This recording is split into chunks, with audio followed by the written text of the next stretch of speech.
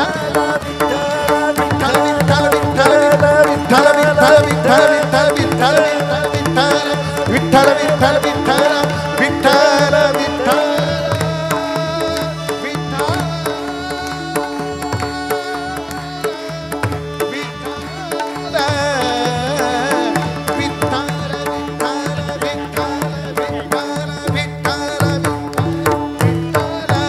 Vitthal Vitthal.